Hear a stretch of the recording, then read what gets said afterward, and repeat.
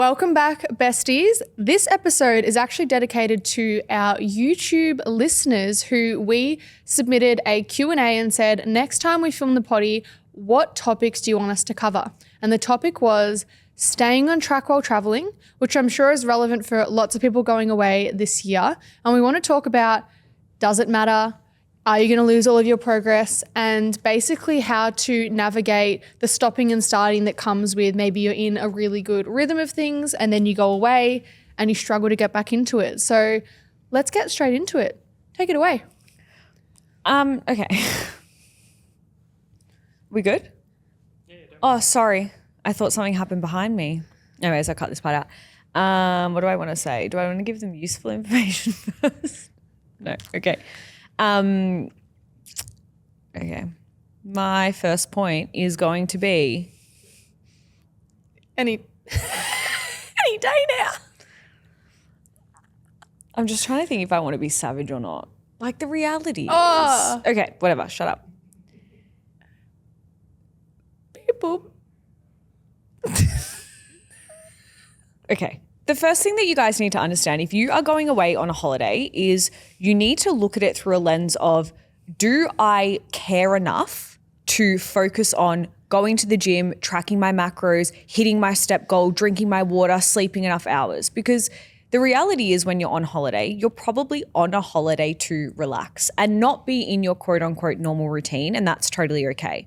Now, I know there's probably a lot of people listening who are going into a panic immediately being like, oh my God, I'm going to lose all my progress and I'm going to come back and I'm going to feel weaker. But the reality is if you're going away for say 2 to a 4 week period time, you're probably not going to come back overweight, super weak, not being able to lift a single weight in the gym. But I always look at holidays, just say I'm going to Europe, for example, and I'm going to travel for a 3 to 4 week period with a bunch of my friends, and I know that I'm going to be not eating the normal foods that I'm going to be eating. Am I going to bother freaking out, trying to control the things, trying to overthink, worrying about the food that I'm going to consume? Or am I just going to know that I'm making memories, I'm living my best life, I'm having fun with my friends, and when I get home, I can just get back into normal programming?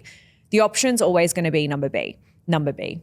Number B? Letter B. Letter B, not number B. B is not a number.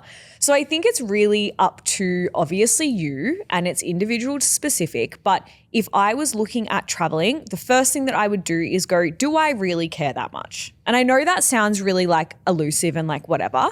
And like we talk about health and fitness on this podcast all the time, and I should probably give you more tangible things. But the reality is it's like, do you really care enough to focus on maintaining your results while you're on holiday? Or can you just go on holiday and enjoy your time, and when you get back into your normal routine and programming?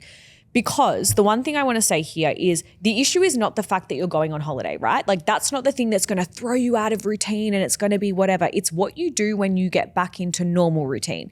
If you go on holiday and then you come back and you just lose all the habits that you built before, you don't bother putting effort into your routine again, you don't go back to the gym, you keep eating like shit, whatever the thing is, cool. Then that's going to spiral for 6 months. But if you go away for 3 to 4 weeks, you live your best life, you come back, you get into normal routine, you're going to be completely fine. Yep. A couple of things. When I think about sustainable progress, fat loss, all of that stuff, I don't think tracking and stressing all the time. I think you learn through tracking if you want, you use that as a tool that then gives you a baseline to make better food decisions. You become, maybe you've gone from being sedentary to walking more and you exercise because it makes you feel good. Once you have that, it doesn't need to swing from that to you're on holiday and that goes out the window. I think that you can, if you wanted to, depending on the type of holiday you're going on and how often you travel and so on and so forth, you can maintain some of those habits in a more relaxed way so it doesn't have to be so extreme. For example, I'm not tracking on holiday. I'm also not stressing about fitting in all of these things right. But things that I can do because I enjoy them is I'm probably going to walk more on holiday than I would at home. Naturally, that's good. That's benefiting my health. I'm going to eat 2 or 3 meals a day, and each of those meals are going to have 30 grams of protein. Cool. If I wanted to track that, that's going to be about 100 grams of protein, which I'm probably eating at home. So there are habits and behaviors, and when you have the education there, you can confidently go on holiday and you will come back and you will be fine. And the other point is, if you are super, like you're a high achieving gym girly and you are always going 100% and you're stressed about taking a week off, you are probably spending 51 weeks of the year operating at a high level, training, tracking, doing all the things. And if that serves you really well, then that's amazing, right? But 1 week, don't make me do math, but 1 week, percentage-wise, is not going to do anything. If anything, it's probably going to benefit you because you've had a deload or a break, and then when you get back into it, you're probably going to have a renewed sense of appreciation for what you're doing. So it's really not going to break the bank. You can mimic some of the habits from home in a more relaxed way on holiday so you can enjoy yourself without having to stress so much. And having a holiday and doing these things and enjoying life is what it's all about. It's not literally, the goal is never to have to track forever. Well, the thing that I say, and like you guys know this, like you've all been listening to this podcast for a very, very long time, and you know the ethos of what we promote on this podcast is your lifestyle. It's not about a fad diet. It's not about a quick fix. It's not about losing as much weight as humanly possible in the shortest time frame.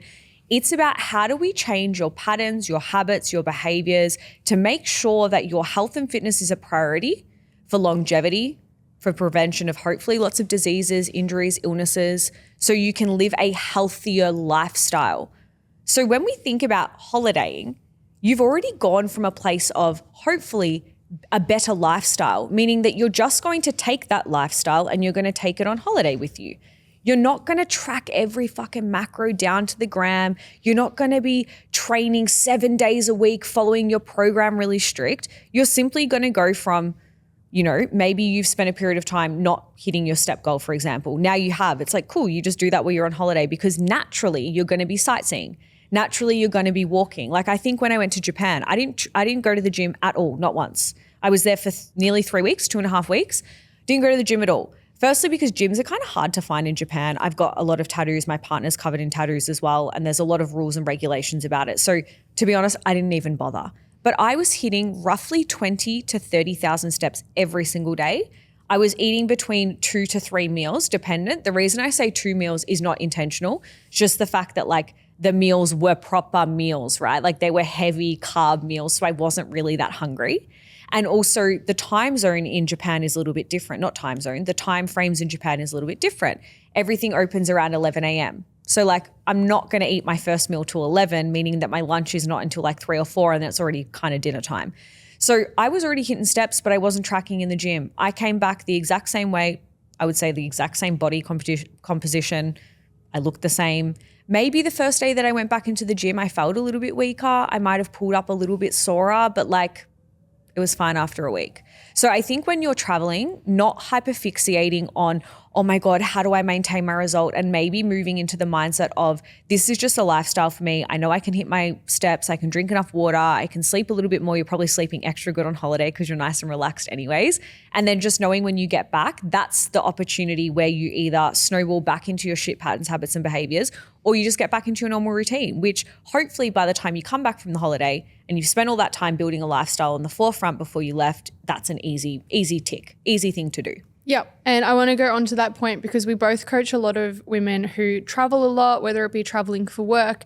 And I've spoken about what's the game plan because they might say, I always struggle to stay on track with the gym because 1 week I'm in Sydney, then I'm in Melbourne, then I'm here, then I'm there. It's like, okay, if you're organized. I'm going to say, sorry, when I talk about travel the first half of this podcast, I mean like holiday. Yeah. Traveling for work's different. Yeah, that's what I'm going to get into. Yeah. So traveling for work is what I want to talk about because with a little bit of planning and potentially switching your mindset, you can be consistent year round as long as you have the right type of expectations on yourself. So I'll use a client example that is always going to Sydney every second week for work, right? What we do is we have her home program and then we have a hotel gym program. When she's traveling and those weeks are hectic, she goes from 4 sessions down to 3, or she just follows 3 per week as a general baseline. Now, if you tell yourself that you have to train 5 days a week and then you're traveling and you feel disappointed in yourself because you haven't been able to do it, you're starting on the wrong foot. But if you tell yourself that 3 sessions a week is what I can do realistically long term, that is going to serve you far better than 5 sessions for a month and then nothing for the following 6 months. So expectation going in, make sure you meet yourself where you're at with your current workload schedule and other priorities, because gym is not your whole life. We understand that there's other things going on. That's really important. And then secondly, when you have come back from, say, a holiday, or maybe you've done a big work stint overseas and you've come back, the best thing you can do, like Kate said, is approach a plan of how can I just get back into things. And getting back into things doesn't mean PBing that first week. It doesn't mean having to go 100% that first week. The best thing you could do for the first fortnight coming back would just be tick the boxes, focus on being consistent. Tick the boxes, focus on showing up. If that is all you did for 2 weeks, you would be starting to just feel like, oh, this is my new normal again. I'm back into routine. It's not that hard to imagine. It is hard when you're out of routine because it just feels a little bit more resistant. But if you just commit for that little while, every single time you fall out of routine, you will get back into things far quicker. And that's the best piece of advice. Yeah. I just want to quickly touch on the traveling for work for the girlies that do travel for work, but they don't have access to a gym.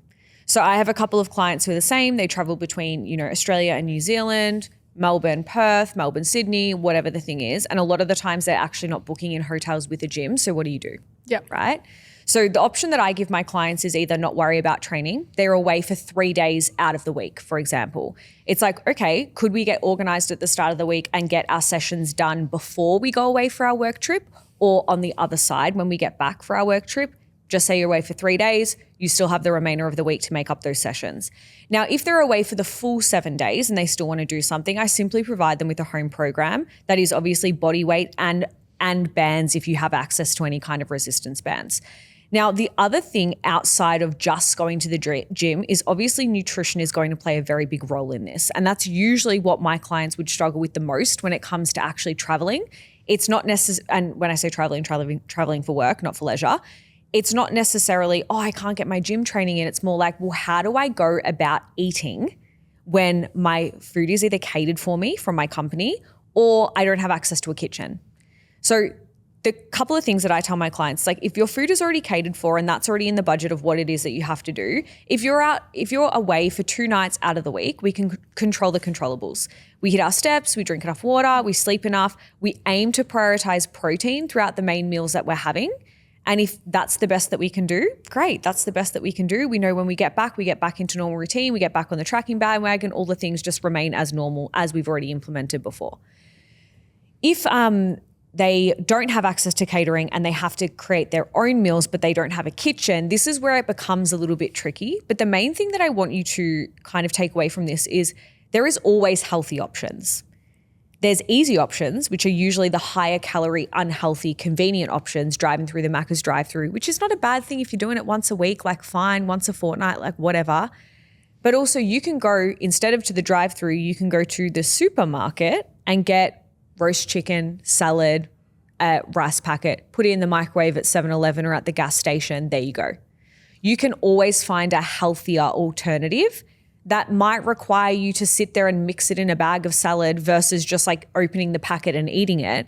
But there's always the option. You just need to get organized and be a little bit flexible in those moments. Yeah, I definitely agree. It's all about doing something and just not telling yourself too hard basket if you can't track and if it's not perfect. Like Kate said, if you just assess what can I control in this situation, focus on that, do your best, use what you've learned and apply that, because it's actually a really good skill to get into. Like if you go away all the time, you don't want to feel like, again, you're going from yo-yoing situation. If you can be like, oh, I know what a well-balanced meal looks like for brunch, for dinner, Mexican, whatever cuisine it is. Once you've learnt that skill is with you for life. So I think that it's actually worth investing the time and the practice in, because then all of this feels a lot less stressful, a lot more manageable, and that's the key to long-term sustainable results. I agree. And on that note, we're going to wrap up the episode. You guys know what to do if you're over on YouTube. We love you. Don't forget to like, comment, and subscribe if you enjoyed this episode. If you're on the podcast, hopefully you're on the podcast because this is the podcast. If you're on Spotify and you're listening, don't forget to rate this podcast 5 stars. Share it with your best friend. Tag us on your socials. We love you so much. Bye. Bye.